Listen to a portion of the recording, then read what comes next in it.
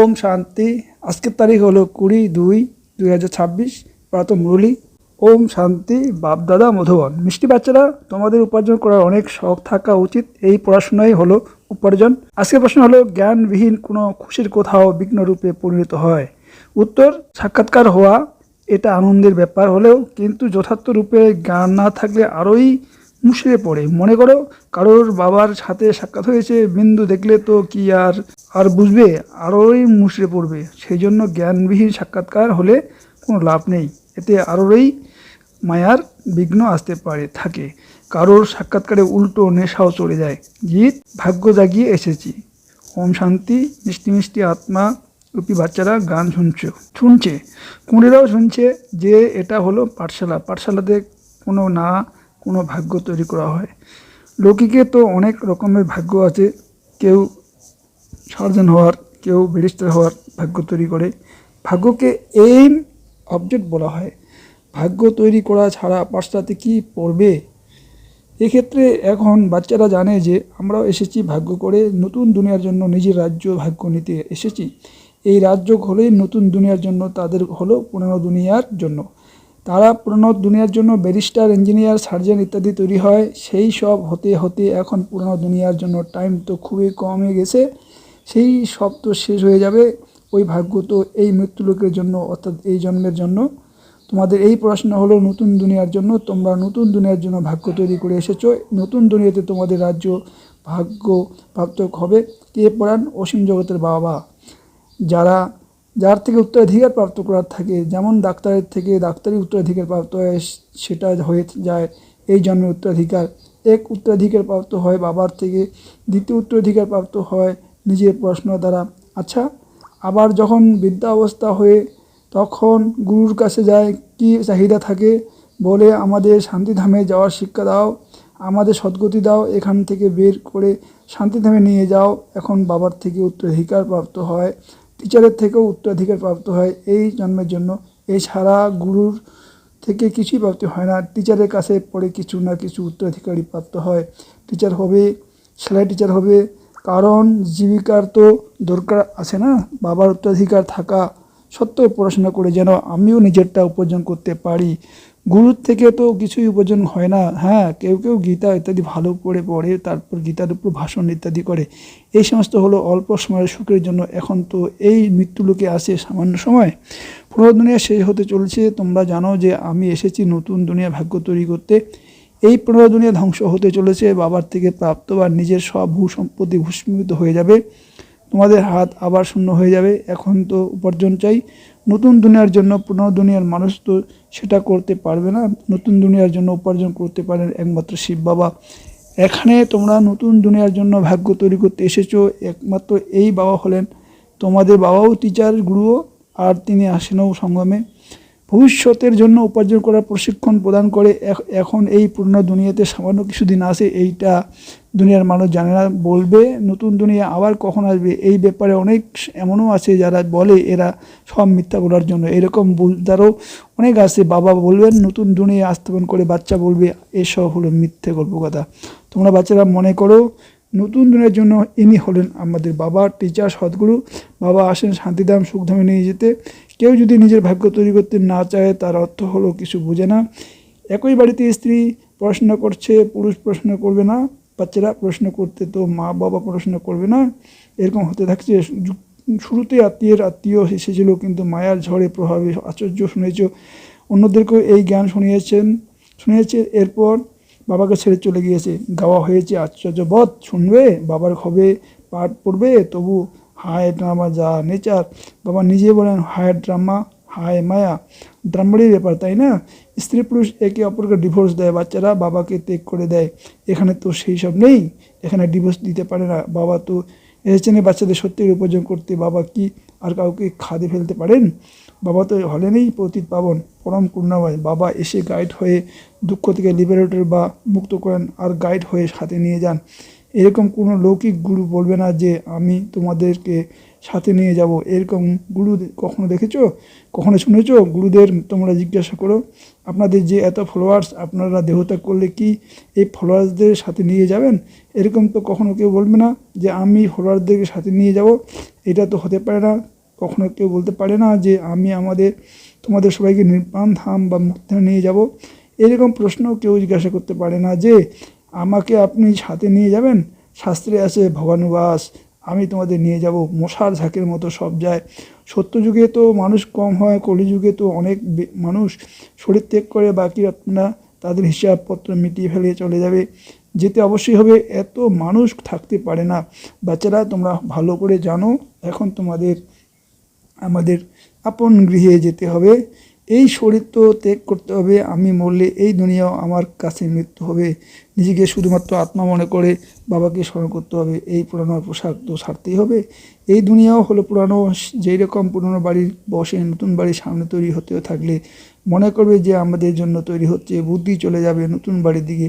ওটাতে এইটা তৈরি করো, এই করো, মায়া মমতা সমস্ত পুরনো থাকে সরে গিয়ে নতুনের সাথে জুড়ে যাবে। সে হলো পার্থিব জগতের কথা, এ হলো অসীম জগতের কথা। পুরানো দুনিয়ার প্রতি মায়া মমতা সরিয়ে নতুন দুনিয়ার প্রতি মায়া মমতা থাকতে হবে। তোমরা জানো যে এই পুরানো দুনিয়ায় তো শেষ হয়ে যাবে, নতুন দুনিয়া হলো স্বর্গ। সেখানে আমরা রাজার পদ প্রাপ্ত করব। যত যোগে থাকবো, জ্ঞানের ধারণা করব, অন্যদিকে বোঝাবো, ততই খুশির পারদ উপর দিকে উঠবে। পরীক্ষা খুবই কঠিন। আমরা 21 জন্মের জন্য স্বর্গের উত্তরাধিকার প্রাপ্ত করছি। বৃত্তশালী হওয়া তো ভালো কথা, তাই না? সৃষ্টিচক্রের স্মরণ করবে যে যত নিজ সম তৈরি করতে ততই লাভ। রাজা হতে চাও তো প্রজা তৈরি করতে হবে। প্রদর্শনীতে এত লোক আসে, তারা সকলে প্রজা হতে থাকবে, কারণ এই বিনাশী জ্ঞানের বিনাশ তো হয় না। বুদ্ধিতে এসে যায় পবিত্র হয়ে পবিত্র দুনিয়ার মালিক হতে হবে। পুরুষত্ব বেশি করলে তবে প্রজাতে উচ্চ পদ প্রাপ্ত করতে পারবে, তা না হলে সামান্য ক্ষমতায় প্রজা হবে। নম্বর অনুযায়ী তো হয় না। রাম রাজ্যের স্থাপনা চলছে, রাবণ রাজ্যের বিনাশ হয়ে যাবে। সত্যযুগে তো থাকবেই দেবতারা। বাবা বুঝিয়েছেন স্মরণের যাত্রা দ্বারা তোমাদের শতপ্রধান দুনিয়ার মালিক হবে। মালিক তো রাজা প্রজা সকলেই হয়। প্রজাও বলে আমাদের ভারত হলো সবার থেকে উচ্চ। বরাবর ভারত অনেক উঁচুতে ছিল, এখন তো আরও আছে, ছিল অবশ্যই, এখন তো একদমই গরিব হয়ে গেছে। প্রাচীন ভারতে সব থেকে বৃত্তশালী ছিল। তোমরা জানো যে আমরা এই ভারতবাসীরা অবশ্যই সবার থেকে উচ্চ দেবী দেবতা করেছিলাম, আর কাউকে দেবতা বলা যায় না। এখন তোমরা এই কন্যারা পড়াশোনা করছো, আবার অন্যদের পড়া যেতে হবে। মানুষকে বোঝাতে তো হবেই। তোমাদের কাছে চিত্র আছে, তোমরা প্রমাণ সহ বলতে পারো এনারা এই পদ পেলেন কি করে, তিথি তারিখ সমেত তোমরা প্রমাণ করতে পারো। এখন আবার এই পদ প্রাপ্ত করছো শিব বাবার থেকে, ওনারও চিত্র আছে। শিব হলেন পরমপিতা পরমাত্মা, বাবা বলেন ব্রহ্ম দ্বারা, তোমাদের যোগ বল দ্বারা 21 জন্মের উত্তরাধিকার প্রাপ্ত হয়। সূর্যবংশী দেবী দেবতা বিষ্ণুপুরই তোমরা মালিক হতে পারো। শিব বাবা দাদা ব্রহ্মার দ্বারা এই উত্তরাধিকার দিচ্ছেন। প্রথমে এনার আত্মা শোনে, আত্মায় ধারণ করে। মুখ্য ব্যাপার তো হলো এটা। চিত্র তো শিবে দেখানো হয়, এই চিত্র হলো পরমপিতা পরমাত্মা শিবের। ব্রহ্মা বিষ্ণু শঙ্কর হলেন সূক্ষ্ম বতনে দেবতাগণ। প্রজাপিতা ব্রহ্মাকে তো অবশ্যই এখানে দরকার। প্রজাপিতার ব্রহ্মার বাচ্চারা ব্রহ্মা কুমার কুমারী সংখ্যা অনেক। যতক্ষণ না ব্রহ্মার বাচ্চা হবে তত তো ব্রাহ্মণ হতে পারবে না। তবে কি করে শিব বাবার থেকে উত্তরাধিকার প্রাপ্ত করবে? দেহের জন্ম তো নয়। বলা ও এবং মুখ বংশাবলী, তোমরা বলবে আমরা হলাম প্রজাপিতা ব্রহ্মার মুখ বংশাবলী। তারা গুরুদেব ফলোয়ার্স। এখানে তোমরা একজনেই বাবার টিচার সদ্গুরু বলো, এনাকে অর্থাৎ ব্রহ্মা বলো না। নিরাকার শিব বাবাও আছেন, জ্ঞানের সাগর তিনি। সৃষ্টির আদি মধ্য অন্তের জ্ঞান প্রদান করেন। টিচারও সেই নিরাকার, যিনি সাকার অর্থাৎ ব্রহ্ম দ্বারা জ্ঞান শোনান। আত্মা বলে আমার শরীরকে বিরক্ত করো না। আত্মা দুঃখী হলে তাকে বোঝাতে হবে বিনাশ সুখে দণ্ডায়মান। অলৌকিক বাবা আসেনি শেষে সবাইকে ফিরিয়ে নিয়ে যেতে। এছাড়া যাই কিছু আসে সেই সব বিনাশ হওয়ার, একে বলা হয় মৃত্যুলোক। স্বর্গ তো এখানে পৃথিবীর উপর হয়। দিলওয়ারা মন্দির তৈরি করা হয়েছে, তপস্যা করছে। উপরে স্বর্গ নয় তো কোথায় দেখাবে? উপরে দেবতাদের চিত্র দেখিয়েছে, তারা তো এখানেই থাকবে। বোঝানোর জন্য অকাট্য যুক্তি চাই, মন্দিরে গিয়ে বোঝানো উচিত। এটা হলো শিব বাবার স্মৃতিস্বরূপ, যে শিব বাবা আমাদের পড়াচ্ছেন। শিব হলেন বাস্তবে বিন্দু, কিন্তু বিন্দুকে কি করে পূজা করা যাবে? কুলস ফুল কি করে চাপানো হবে? সেই জন্য বড় রূপ তৈরি করা হয়েছে। এতটা কেউ হয় না। গাওয়া হয় ভ্রুকুটির মাঝখানে ঝলমল করে অদ্ভুত এক তারা, খুবই সূক্ষ্ম হয় বিন্দু। বড় কিছু হলে তো সায়েন্স ইত্যাদি তাড়াতাড়ি সেটা ধরে ফেলতো না। এতটা হাজার সূর্যের থেকে তেজময় কিছুই না। কোনো ভক্ত তো আসে বলে আমি এই রকম আকৃতি দেখতে পাই, বাবা বুঝতে পারেন তার পরম পিতা পরমাত্মা সম্পূর্ণ পরিচয় প্রাপ্ত হয়নি, এখনও ভাগ্যই খুলেনি। যতক্ষণ না বাবাকে না জানবে, এটা না বুঝবে যে আত্মা হলো বিন্দু সম, শিব বাবা হলেন বিন্দু, ওনাকে স্মরণ করতে হবে। এইরকম বুঝে যখন স্মরণ করবে তখন বিক্রম বিনাশ হবে। এছাড়া এটা দেখা যায়, এরকম দেখছি ওইরকম দেখছি, একে মায়ার বিঘ্নই বলা হবে। তোমাদের তো এখন খুশি রয়েছে যে আমরা বাবাকে পেয়েছি। বাবা বলেন কৃষ্ণের সাক্ষাৎকার করে অনেক খুশিতে ডান্স ইত্যাদি করে, কিন্তু এর থেকে কোনো সদ্গতি হয় না। এই সাক্ষাৎকার তো অনায়াসে হয়ে যায়, যদি ভালো করে না পড়বে তা তবে পড়ে যা হবে, সাক্ষাৎকারের লাভও তো পাওয়া যাবে না। ভক্তি মার্গে কঠোর পরিশ্রম করে তবেই সাক্ষাৎকার হয়, এক্ষেত্রে সামান্য পরিশ্রম করলে সাক্ষাৎকার হয়, কিন্তু লাভ কিছু নেই। কৃষ্ণপুরীতে গিয়ে সাধারণ পূজা ইত্যাদি হবে। এখন তোমরা বাচ্চারা জানো, শিব বাবা আমাদের এই নলেজ শোনাচ্ছেন। বাবার আদেশ হলো পবিত্র অবশ্যই হতে হবে, কিন্তু কেউ কেউ পবিত্র থাকতে পারে না, কখনো পতিত লুকিয়ে চলে আসে। তারা নিজেদেরকে লোকসান করে, নিজেকে ঠকায়। বাবাকে ঠকানোর ব্যাপার নেই।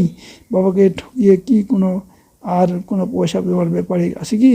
শিব বাবার শ্রীমত অনুযায়ী সঠিক রাস্তা না চললে তো কী হাল হবে বোঝা যাবে। ভাগ্য নেই, পড়াশোনা করে না, তারা অন্যদেরকে আরও দুঃখ দিতে থাকে। তাই এক তো অনেক শাস্তি পেতে হবে, দ্বিতীয়ত পদস্খলন হয়ে যাবে। নিয়মের বাইরে গিয়ে কোনো কাজ করতে নেই। বাবা তো বুঝবেন যে তোমাদের চলন ঠিক নেই। বাবা তো উপার্জন করার রাস্তা বলে দেন, কেউ চলুক বা না চলুক তার ভাগ্য। শাস্তি পেয়ে শান্তিধামে তো ফিরে যেতেই হবে। পথভ্রষ্ট হয়ে যাবে, কিছুই প্রাপ্তি থাকবে না। আসে তো অনেকেই, কিন্তু এখানে তো বাবার থেকে উত্তরীয় গ্রহণ করার ব্যাপার আছে বাচ্চারা। ফলে বাবা আমি তো স্বর্গের সূর্যবংশী রাজার পদ প্রাপ্ত করব, এ হলো রাজ্য। স্টুডেন্ট স্কলারশিপও তো নয়, তাই না? পাস করে যারা স্কলারশিপ পায়, এই মালা তাদের তৈরি হয়েছে। যারা স্কলারশিপ নিয়েছে যেমন যেমন পাস করবে সেই রকম স্কলারশিপ প্রাপ্ত হবে, এই মালা তৈরি হয়ে আছে। স্কলারশিপ পাওয়ার যোগ্য যারা বৃদ্ধি পেতে পেতে হাজার হয়ে যাবে। রাজার পদ হলো স্কলারশিপ। যারা ভালো করে পাঠ করে তারা উত্তর থাকতে পারে না। অনেক নতুনরাও পুরাণদের থেকে এগিয়ে আসবে। যেমন দেখো, কোনারা এলে বলে আমার তো এই পড়াশোনা খুবই ভালো লাগে, আমি পণ করেছি যে এই শারীরিক পাঠের কোর্স সম্পূর্ণ করে আবার এই পড়াশোনা দিয়ে রত হব, নিজের হিরে তুল্য জীবন তৈরি করব। আমরা নিজেদের সত্যিকার উপার্জন করে 21 জন্মের জন্য উত্তরাধিকার প্রাপ্ত করব। কত খুশি হয় জানে যে এই উত্তরাধিকার এখন না নিলে তো আর কখনোই পাওয়া যাবে না। পড়াশোনার শখ থাকে, তাই না? কারোর তো বোঝার সামান্যতম শখ নেই। পুরানোদের এত শখ নেই যতটা নতুনদের আছে। ওয়ান্ডার, তাই না? বলবে ড্রামা অনুসারে ভাগ্য নেই তো ভগবানই বা কী করবেন? টিচার তো পড়াশোনা করান। আচ্ছা, মিষ্টি মিষ্টি হারানাদি বাচ্চাদের প্রতি মাতা পিতা বাপদাদার স্মরণে স্নেহ সুমন আর সুপ্রভাত। আত্মাদের পিতা তার আত্মারূপী বাচ্চাদেরকে যাচ্ছেন নমস্কার। ধারণার জন্য মুখ্য সার 1 নম্বর হলো নিজের দুর্বলতাকে লুকানো, নিজেকে ঠকানো, সেই জন্য কখনোই নিজেকে ঠকাতে নেই। 2 নম্বর নিজের উচ্চ ভাগ্য তৈরি করার জন্য কোনো নিয়ম বিরুদ্ধ কাজ করতে নেই। পড়াশোনার শখ থাকতে হবে, নিজ সমত তৈরি করার সেবা করতে হবে। বরদান অমৃতবেলা সহযোগ বা শ্রীমতে পালানোর দ্বারা স্মৃতিকে বান বানানোর স্মৃতিস্বরূপ ভব। নিজের স্মৃতিকে সমর্থবান বানাতে হবে বা শত স্মৃতি স্বরূপ হতে হবে। তো অমৃতবেলার সময়ের ভ্যালুকে জানো, যেরকম শ্রীমদ আছে সেই অনুসারে সময়কে জেনে সময় অনুসারে চলো, তাহলে সহজেই সর্বপ্রাপ্তি করতে পারবে আর পরিশ্রম করা থেকে মুক্ত হয়ে যাবে। অমৃত বেলার মুহূর্তকে জানলে প্রত্যেক কর্ম মুহূর্ত অনুসারে হবে। সেই সময় বিশেষ সাইলেন্স থাকে, সেই জন্য সহস্থিতি সমর্থবান বানাতে পারবে। স্লোগান: স্মরণ আর নিঃস্বার্থ সেবা দ্বারা মায়াজিত হওয়াই হলো সদা বিজয়ী হওয়া। অব্যক্ত ঈশ্বরের একতা আর বিশেষত দ্বারা সফলতা সম্পন্ন হও। সংগঠিত রূপে তোমাদের অর্থাৎ ব্রাহ্মণ বাচ্চাদের নিজেদের সম্পর্কে ভাষা অব্যক্তভাবে হওয়া চাই, যেন ফরিস্তা অথবা আত্মারা আত্মার সাথে বলছে। এর জন্য কারো শোনা ভুলকে সংকল্পকে স্বীকার করবে না আর করাবেও না। এখন এই রকম স্থিতি হবে তখনই বাবার যে শুভকামনা আছে সংগঠনের একমত, সেটা প্র্যাকটিক্যাল হবে আর তোমাদের দ্বারা বাবা প্রত্যক্ষ হবেন। ওম শান্তি, ওম শান্তি, ওম শান্তি।